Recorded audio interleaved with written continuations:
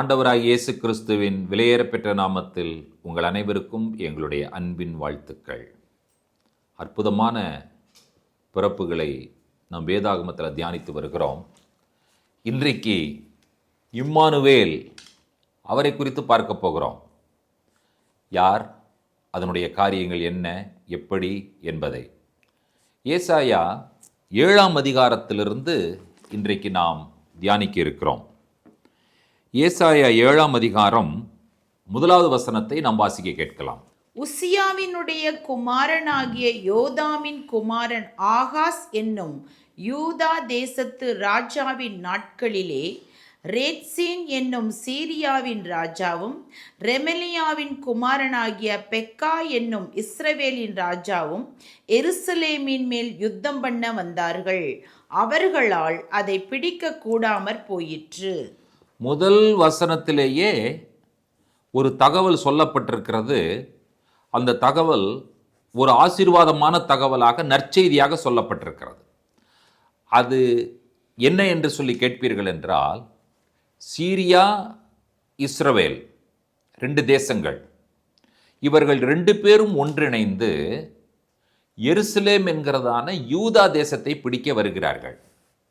ஒரு பிக்சரை நான் உங்களுக்கு சொல்கிறேன், அதிலிருந்து இது எப்படி என்பது உங்களுக்கு புரியும்.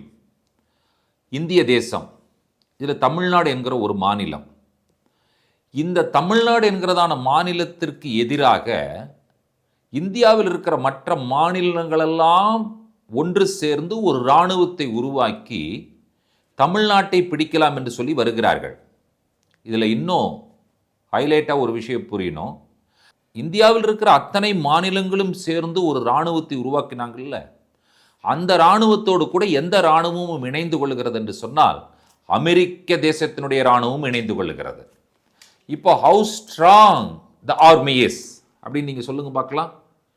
கற்பனையில் கூட நம்மால் நினைக்க முடியாத அளவிற்கு வலிமை வாய்ந்த ஒரு இராணுவம் இந்தியாவினுடைய மொத்த மாநிலங்கள், தமிழ்நாட்டை தவிர, அதோடு கூட அமெரிக்க இராணுவம்.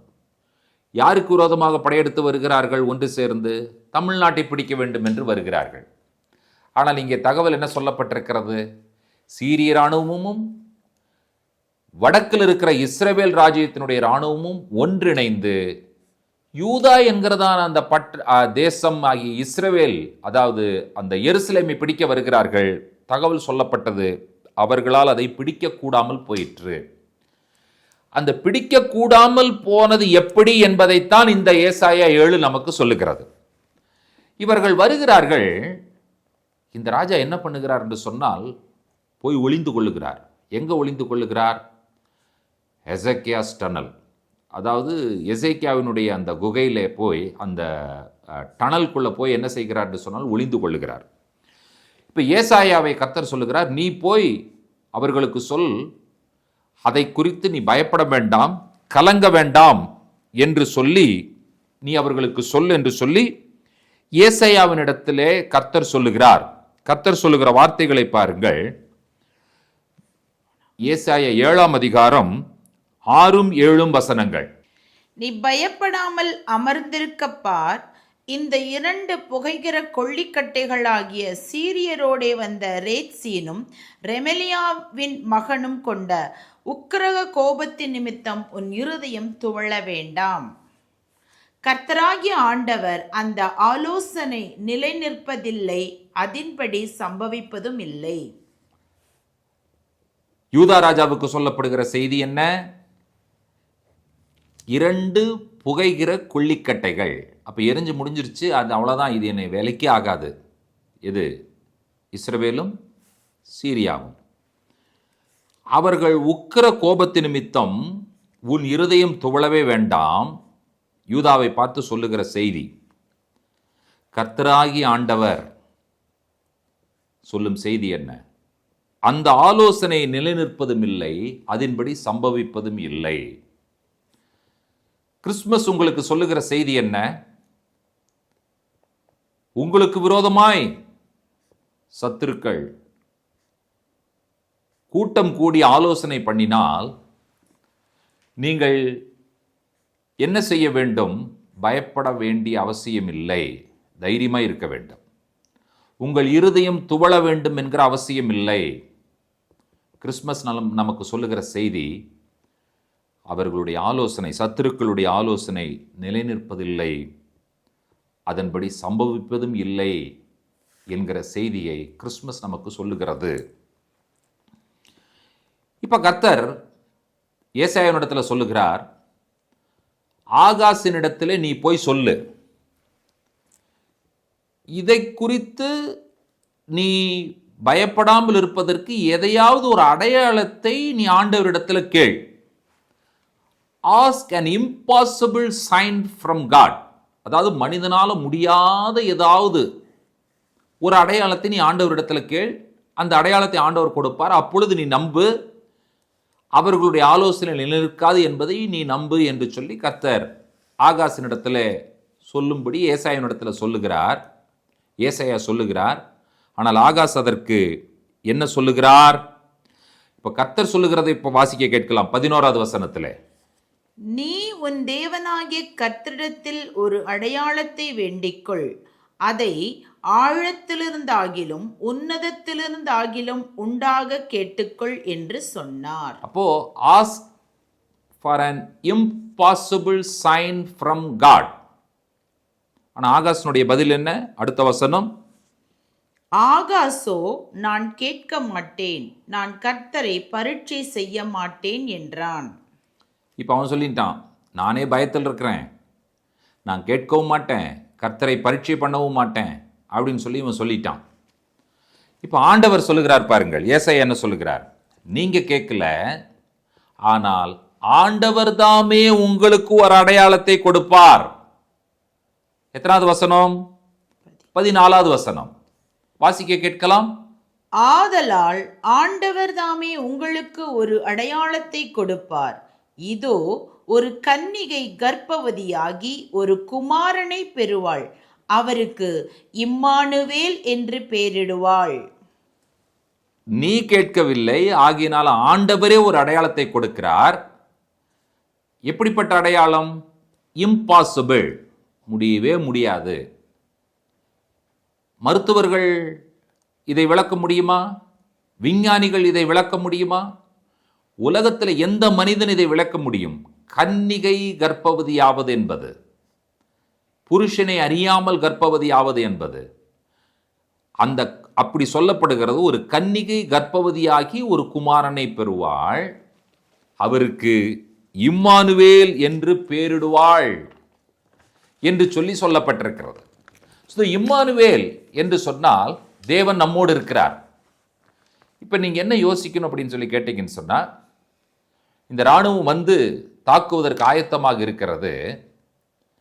இனி ஒரு குழந்தை நம்மை காப்பாற்றப்பட போகிறது. அந்த குழந்தை இனிமேல் தான் பிறக்கணும்.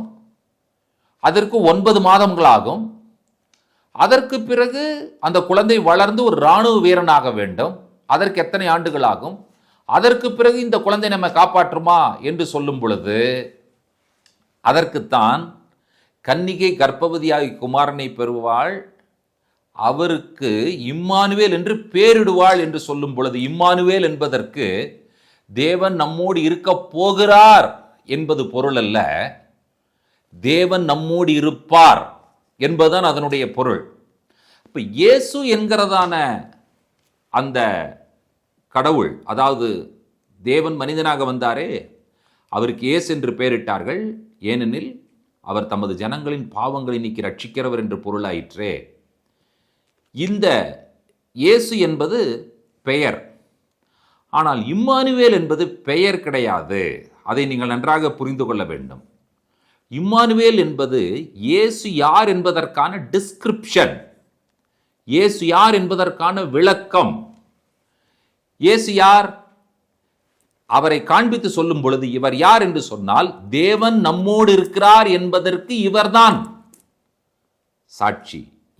இவர்தான் வந்திருக்கிறார். God with us, நம்மோடு கூட இருக்கிறார், நமக்குள்ளே இருக்கிறார், நம்மோடு கூட வாசமாய் இருக்கிறார். அதனுடைய விளக்கம் தான் இயேசு என்று இந்த உலகத்திலே ஒருத்தர் பிறந்தார் என்று சொன்னால், அவர் யார் என்று சொன்னால், தேவன் நம்மோடு இருக்கிறார் என்பதனுடைய விளக்கமாய் இருக்கிறது என்பதை நீங்கள் புரிந்து கொள்ள வேண்டும். அப்படி என்று சொல்லும் பொழுது இவர்களுக்கு எதை புரிய வைக்கிறார்? ஆகாஸ் ராஜாவுக்கு, யூதா மக்களுக்கு, யூதா தேசத்திற்கு கர்த்தர் என்னத்தை புரிய வைக்கிறார் என்று சொன்னால், இது ஏதோ ஒருத்தர் பிறப்பார், அவர் வந்து சண்டை போடுவார் இல்ல. இந்த சூழ்நிலையிலே, இப்பொழுதே நீ பயப்படுகிற இந்த சூழ்நிலையிலே, உன்னுடைய இருதயம் துவண்டு கொண்டிருக்கிற இந்த சூழ்நிலையிலே தேவன் நம்மோடு இருக்கிறார் என்கிற செய்தியை இவர்களுக்கு சொல்லி இருக்கிறார்கள். இன்றைக்கு நீங்களும் நானும் இந்த கிறிஸ்மஸை கொண்டாடும் பொழுது நாம் பெற்றுக்கொள்ளுகிற நற்செய்தி என்ன? என்னுடைய இருதயம் துவள வேண்டாம். சத்துருக்களுடைய ஆலோசனை நிலைநிற்பதில்லை. அவர்களுடைய ஆலோசனையின்படி நடக்கவும் செய்யாது. காரணம், தேவன் என்னோடு இருக்கிறார், தேவன் நம்மோடு இருக்கிறார் என்கிற செய்தியைத்தான் நற்செய்தியாக இந்த கிறிஸ்மஸ் நாட்களில் நாங்கள் உங்களுக்கு சொல்லுகிறோம். இது தீர்க்க தரிசனம் சொல்லும் பொழுது இயேசு இருக்கிறாரா? இருக்கிறார். தேவன் நம்மோடு இருக்கிறார். இப்ப இயேசு யார் என்கிற கேள்விக்கு பதில் என்ன? யெகோவா தேவன், the Lord God, incarnated in the flesh. His name is Jesus. பிதாவாகிய தேவன் வேறு, குமாரனாகிய இயேசு கிறிஸ்து வேறு என்பது அல்ல. நானும் பிதாவும் ஒன்றாய் இருக்கிறோம் என்று சொல்லுகிறார். உபாகமம் 6:4, இஸ்ரவேலே கேள், உன் தேவனாகிய கர்த்தர் ஒருவரே கர்த்தர். ஷமா Israel, அதனாய் எலோஹினு, அதனாய் யஹாட். God the Father, Jesus the Son, and the Holy Spirit. They are in one unit. They are the same. ஆகினாலே இயேசு கிறிஸ்து யார் என்று சொல்லும் பொழுது நேற்றும் இன்றும் என்றும் மாறாதவராய் இருக்கிறார்.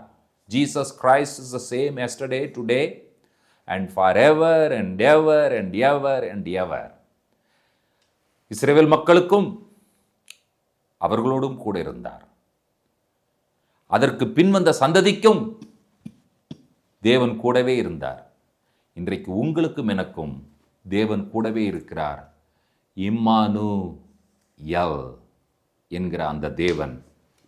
பிரியமான தேவனுடைய பிள்ளைகளே, கலங்காதிருங்கள், பயப்படாதிருங்கள்.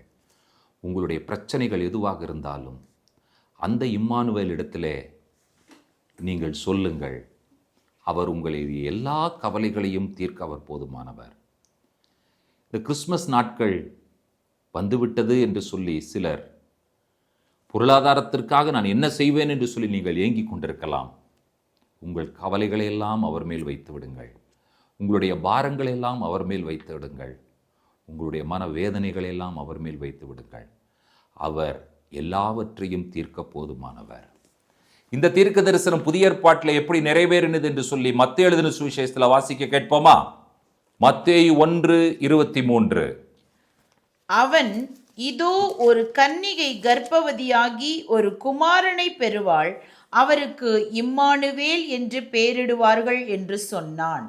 இம்மானுவேல் என்பதற்கு தேவன் நம்மோடு இருக்கிறார் என்று அர்த்தமாம். ஏசாயாவிலே இம்மானுவேல் என்று நிறுத்தி கொண்டார்கள். ஆனால் புதிய ஏற்பாட்டிலே மத்தேயு சொல்லும் பொழுது இம்மானுவேல் பிறப்பார் என்று சொல்லி தீர்க்கதரிசியினால் உரைக்கப்பட்டது நிறைவேறினது. அதற்கு இங்கே விளக்கம் கொடுக்கிறார். இம்மானுவேல் என்றால் தேவன் நம்மோடு இருக்கிறார் என்பது பொருள். ஆம், தேவன் நம்மோடு இருக்கிறார். இதுவே கிறிஸ்மஸ் நற்செய்தி. அவர் நம்மோடு இருக்கிறபடியினால் சத்துருக்களுடைய ஆலோசனை நிலைநிற்பதும் இல்லை, அதன்படி நடப்பதும் இல்லை. அவர் நம்மோடு இருக்கிறபடியினால் நம்முடைய இருதயம் துவள வேண்டும் என்கிற அவசியமும் இல்லை. கலங்காதிருங்கள், பயப்படாதிருங்கள். கிறிஸ்மஸ் நமக்கான நற்செய்தி. கண்களை மூடி ஜெபிப்போம். கிருபையுள்ள பிதாவே, ஏசாயா தீர்க்கதரிசியின் மூலமாய் முன்னுரைக்கப்பட்டு கன்னிமரியாளுடைய வயிற்றிலே தேவன் நம்மோடு இருக்கிறார் என்கிற விளக்கத்தோடு இம்மானுவேலாக இந்த உலகத்தில் நீர் பிறந்தீரே, அதற்காக நாங்கள் நன்றி சொல்லுகிறோம். பெரிய ஜாதிகளெல்லாம் ஒன்று சேர்ந்து, தேசங்களெல்லாம் ஒன்று சேர்ந்து யூதாவை தாக்க வந்த பொழுதும் கூட அவர்களால் அதை பிடிக்க கூடாமல் போயிற்று என்கிற செய்தி முதலிலேயே சொல்லப்பட்டது ஆண்டவரே. ஆம், எங்களை பிடிக்க சத்துரு முயற்சி செய்கிறான், ஆனால் அவனால் எங்களை பிடிக்க முடியாமல் போயிற்று. காரணம், நீர் எங்களோடு கூட இருக்கிறீர், எங்களோடு எப்பொழுதும் கூடவே இருக்கிறீர். எங்களோடு கூட இருந்து பெரிய காரியங்களை செய்யும் இம்மானுவேலராக இருக்கிறீர் என்பதை நாங்கள் மகிழ்ச்சியோடு சந்தோஷத்தோடு ஏற்றுக்கொள்கிறோம். துதி கனமை உமக்கு எடுக்கிறோம், இயேசு கிறிஸ்துவின் நாமத்தில் பிதாவே. ஆமேன், ஆமேன், ஆமேன். கர்த்தர் தாமே நம்ம ஒவ்வொருவரையும் நிறைவாய் ஆசீர்வதிப்பாராக. ஷலோம்.